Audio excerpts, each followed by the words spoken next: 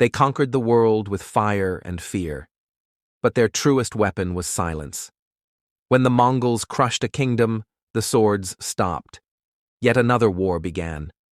A war fought inside homes, in the hearts of the conquered, and in the cries of the women left behind. This is not just a story of empire, it is the untold story of how power rewrote bloodlines, one captive wife at a time.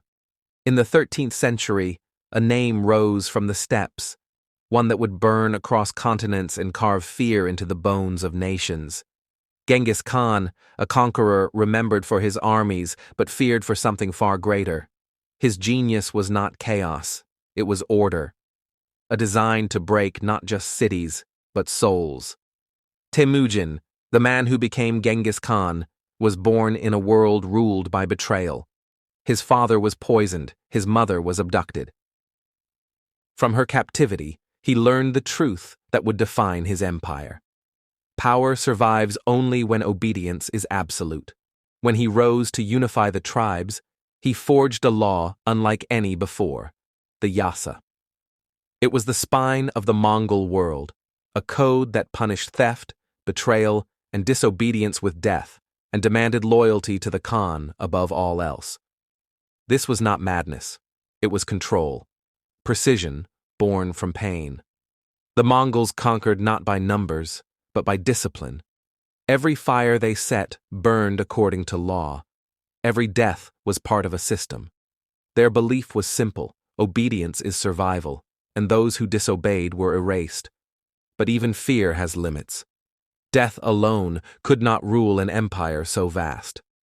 To command the living, Genghis Khan learned he must control the blood itself, not just the men who fought him, but the families who would remember them.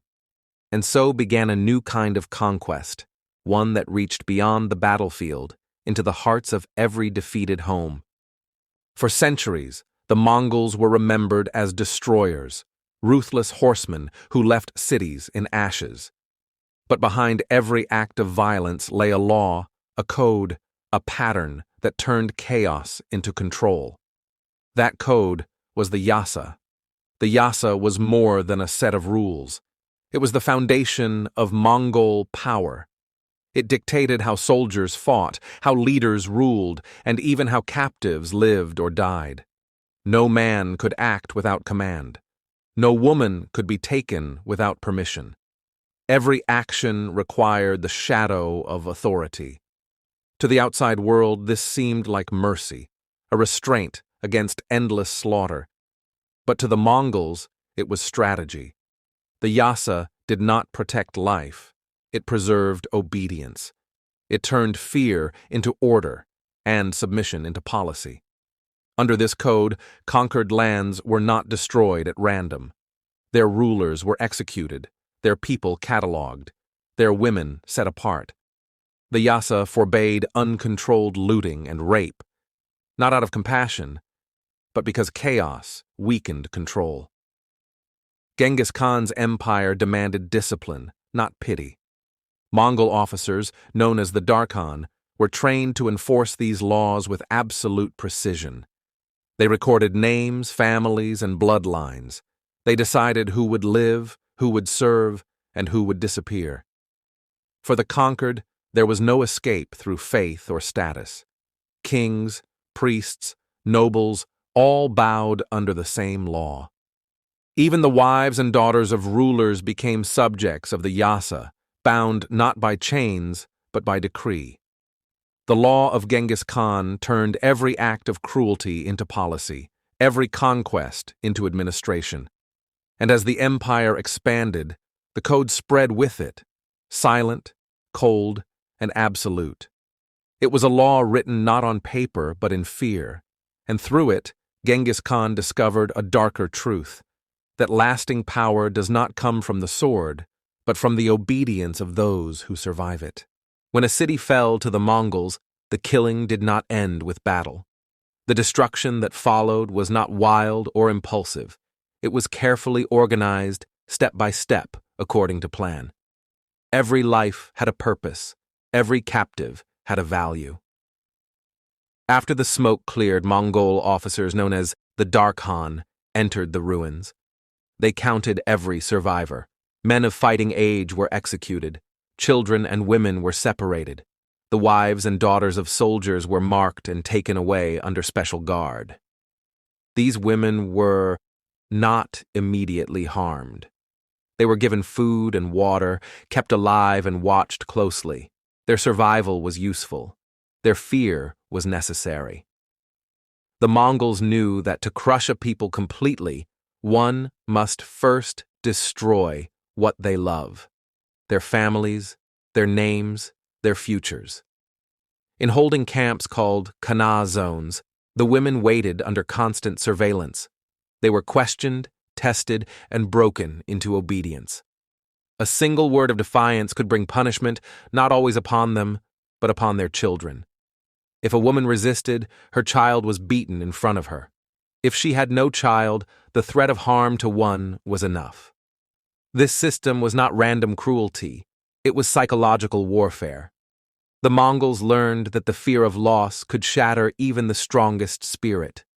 The women who surrendered became instruments of control, living reminders of Mongol dominance. Some resisted. Across languages and cultures, they tried to whisper to each other, to form bonds of courage.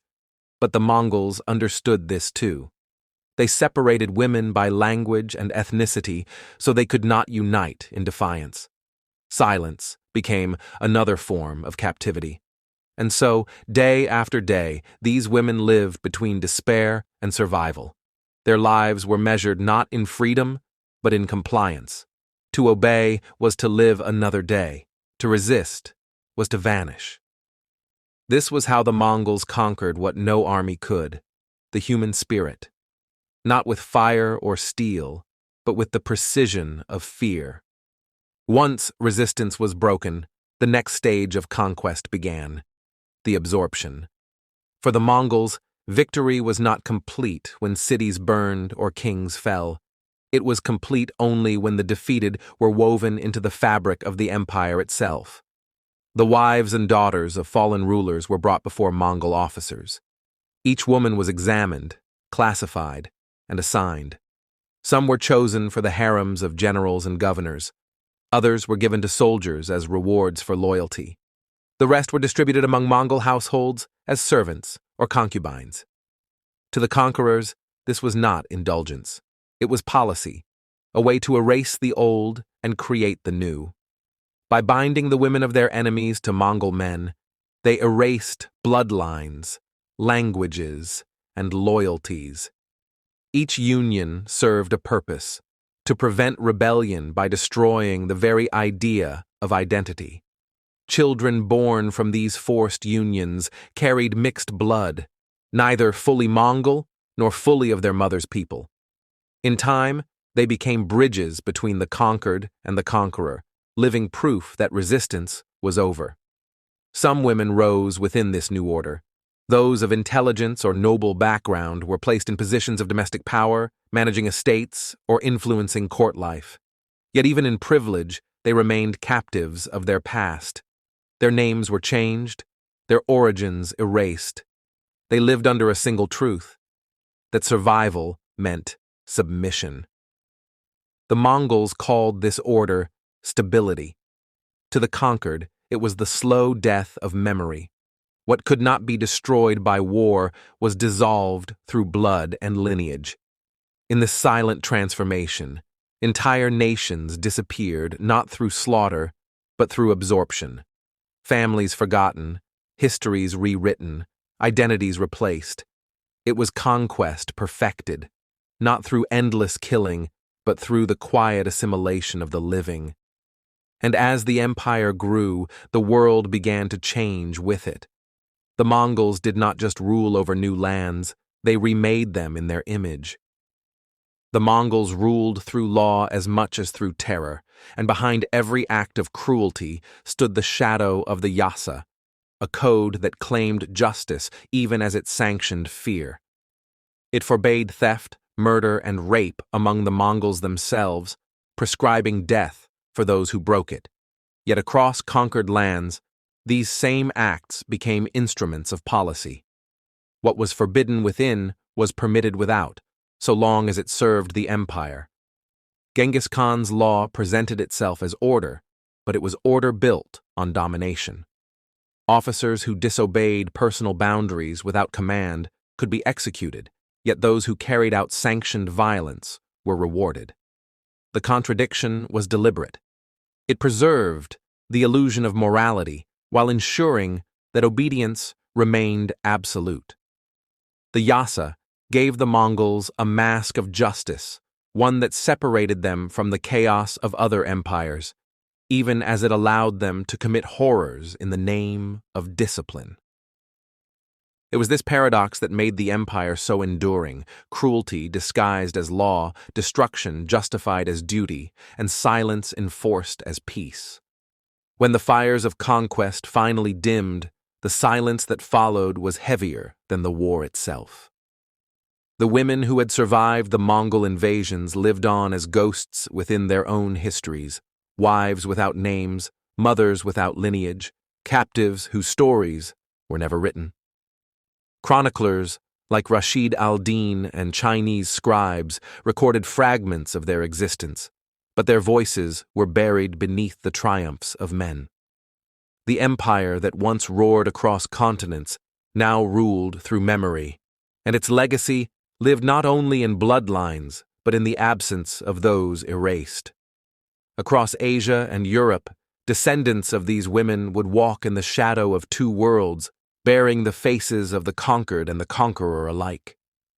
The silence they left behind was not forgetfulness, but survival. It was the quiet refusal to vanish completely, even when history tried to consume them.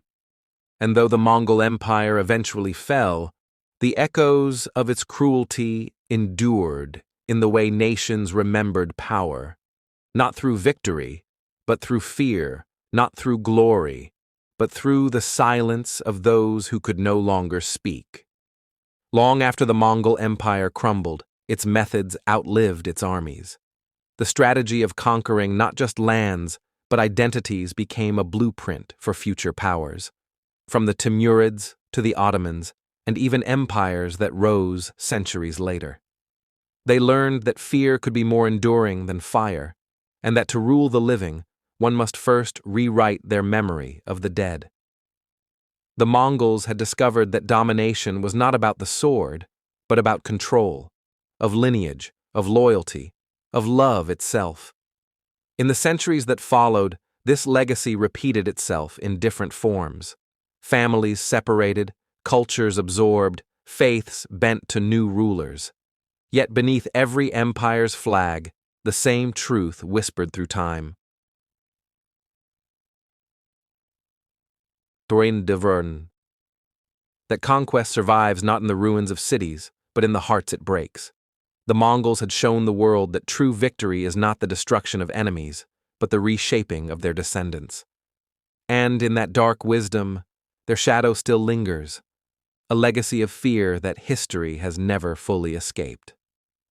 Empires rise and fall, armies march and fade, but some shadows endure. The Mongols conquered more than lands. They conquered memory, lineage, and the hearts of the living. The wives and daughters of the defeated became both tools and witnesses of a power that sought to rewrite the world. Their stories, whispered across generations, remind us that history is shaped not only by the sword, but by fear, by silence, and by the lives that are never fully free. And though the Mongol Empire is gone, its lessons remain. In ein dag, dar echo of how power can reach beyond the battlefield, into every home, every family, every heartbeat that survives to remember. You are the queen of a captured kingdom. Your husband's head lies beneath your feet, and the man who killed him calls you his gift. Would you choose to die in fire or drink the wine of humiliation? The city of Samarkand blazed under a crimson sky, smoke curling like black serpents into the heavens as the Mongol horsemen thundered through the streets, their hooves drumming death into every corner. From the palace balcony, you watch your city, once a jewel of silk and stone, crumble. Your husband struck down before your eyes, his blood soaking the marble floors, your children screaming as they are torn from your arms, the scent of burning wood and iron filling your lungs. And in that chaos, you feel the fragile thread of your identity snap. Stripped of crown, title, and dignity, dragged from the palace by men whose eyes see you not as a woman, but as a prize, a symbol of conquest. Your silk robes replaced by rough blankets, your hands bound with chains that clink like broken vows across the frozen steppe as the wind bites your skin, and the endless horizon stretches like a cruel reminder of freedom lost. Every mile a heartbeat of terror, and every shadow a whisper of the life you once wow. The city disappearing behind you in flames, its towers collapsing like the fragile remnants of hope. And in that silence after the screams, you understand that the world you thought you ruled has vanished, leaving only the cold, unyielding reality of captivity and the long, unbroken road ahead. The Mongol camp stretches endlessly across the steppe, tents flapping in the bitter wind, the air thick with the smell of smoke, horse sweat, and the metallic tang of fear. And here, obedience is the only language that can keep a woman alive.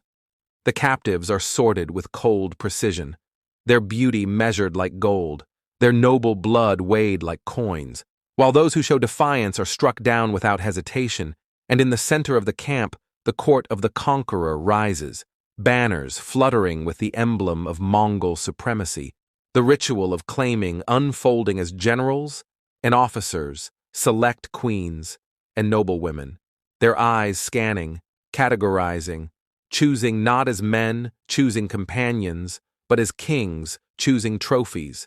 And when she is called forward, her heart pounding, she is made to kneel, her silk robes replaced with rough fabrics, her dignity stripped before the gaze of her new master, the humiliation cutting deeper than any blade, each curt command a reminder that her voice, her will, her history belong no longer to her.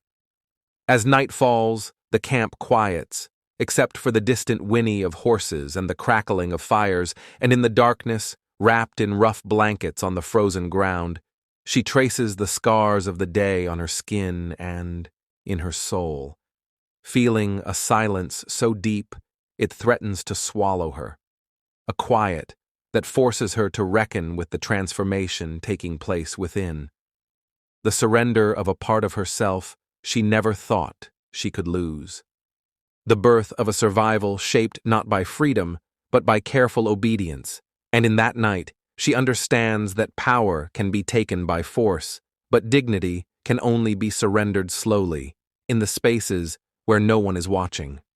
Now, a member of the Mongol ruler's harem, she steps into a world where every glance, every gesture, every whispered word carries weight, and beauty is both a curse and a weapon. The delicate curves of her face and the silk of her hair marking her as valuable yet vulnerable. While around her, Persian women kneel with practiced grace. Chinese concubines move like shadows, and Rus girls speak in hurried whispers of home, each learning the unspoken codes of survival within these walls, the strange rules of the harem shaping behavior as surely as chains shape wrists. The women navigating a labyrinth of loyalty and fear, silence and compliance, becoming the language of life. Yet amidst this careful obedience, alliances form in quiet corners. Fingers brushing over hands in reassurance, eyes meeting in brief acknowledgement, soft words of comfort and strategy exchanged beneath the guard's notice. And through these fragile bonds, she discovers that, even here, in captivity, solidarity can bloom, a whispered rebellion that keeps hearts beating and minds sharp, a reminder that though bodies are claimed, spirits may still resist. One night, as the full moon casts pale light through the lattice, she kneels in secret, folding her hands in prayer for the first time since her capture, a forbidden act of defiance, the words trembling in her throat, her lips moving silently, a candle's flicker reflecting in her eyes as she calls upon a god she thought forgotten. And in that quiet, hidden moment, she feels a spark of power, not granted by the conqueror, but reclaimed within herself, the first glimmer of agency in a life dictated by others. And she realizes that survival is not merely endurance, but the careful planting of resistance in the shadows, a subtle, unbreakable assertion of identity against a system designed to erase it. The great hall of the Mongol camp vibrates with the chaos of celebration, long tables heavy with roasted meats, golden cups brimming with wine, and the scent of blood mingling with the smoke of torches, while laughter and screams collide in a symphony of power and terror. Generals clap each other on the back. Toasts are made to conquest, and in the midst of it, she watches as a young girl, barely more than a child, is chosen to honor a commander, her small body trembling under the weight of adult cruelty, and every cheer around her is a dagger to the heart, a grotesque reminder that life and death here are mere instruments of amusement. As she surveys the room, the queen feels the cold, crushing reality of her own helplessness, the knowledge that no beauty, no skill, no alliance can shield her from the whims of men who see her as nothing more than a token, and the walls of the feast seem to close in, the firelight casting shadows that resemble the gallows, the screams echoing in her mind long after the cups are drained. Yet amid this horror, something inside her shifts, a breaking point forming as the patterns of cruelty and domination reveal themselves so clearly that endurance alone feels like complicity.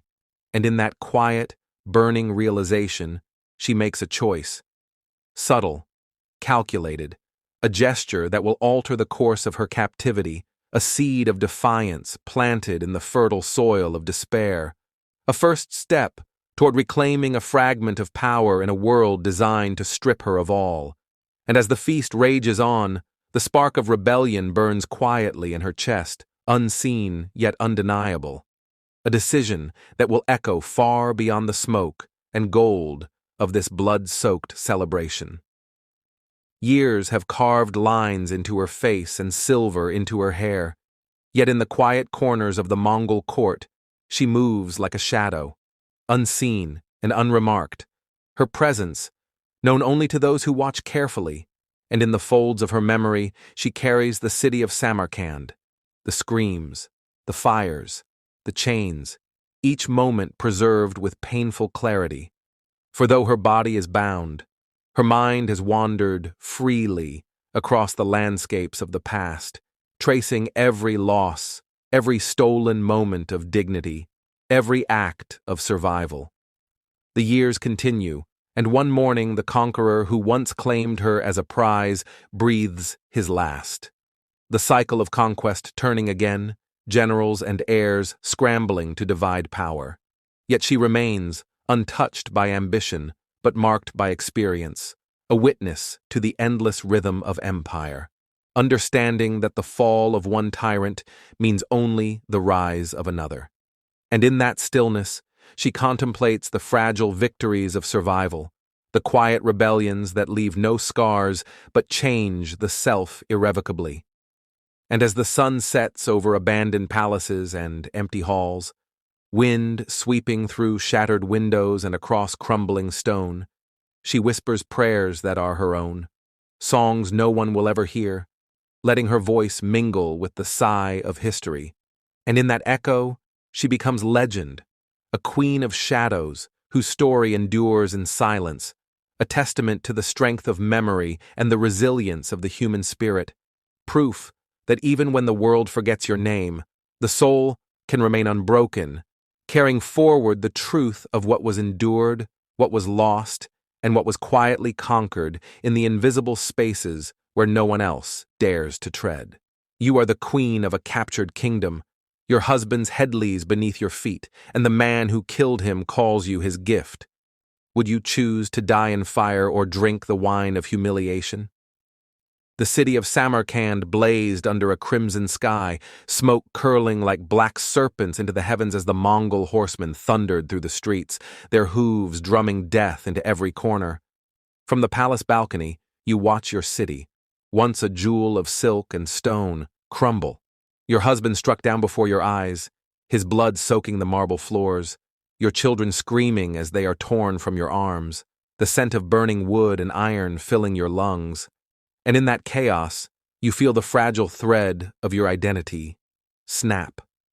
Stripped of crown, title, and dignity, dragged from the palace by men whose eyes see you not as a woman, but as a prize, a symbol of conquest.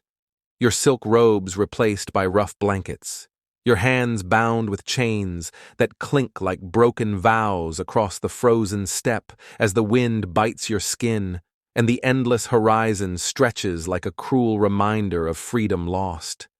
Every mile a heartbeat of terror, and every shadow a whisper of the life you once knew. The city disappearing behind you in flames, its towers collapsing like the fragile remnants of hope. And in that silence after the screams, you understand that the world you thought you ruled has vanished, leaving only the cold, unyielding reality of captivity and the long, unbroken road ahead. The Mongol camp stretches endlessly across the steppe, tents flapping in the bitter wind, the air thick with the smell of smoke, horse sweat, and the metallic tang of fear. And here, obedience is the only language that can keep a woman alive. The captives are sorted with cold precision, their beauty measured like gold, their noble blood weighed like coins, while those who show defiance are struck down without hesitation, and in the center of the camp, the court of the conqueror rises, banners fluttering with the emblem of Mongol supremacy, the ritual of claiming unfolding as generals and officers, select queens, and noble women, their eyes scanning, categorizing, choosing not as men, choosing companions, but as kings, choosing trophies. And when she is called forward, her heart pounding, she is made to kneel, her silk robes replaced with rough fabrics, her dignity stripped before the gaze of her new master, the humiliation cutting deeper than any blade, each curt command a reminder that her voice, her will, her history belong no longer to her. As night falls, the camp quiets, except for the distant whinny of horses and the crackling of fires, and in the darkness, wrapped in rough blankets on the frozen ground, she traces the scars of the day on her skin and in her soul, feeling a silence so deep it threatens to swallow her, a quiet that forces her to reckon with the transformation taking place within, the surrender of a part of herself she never thought she could lose.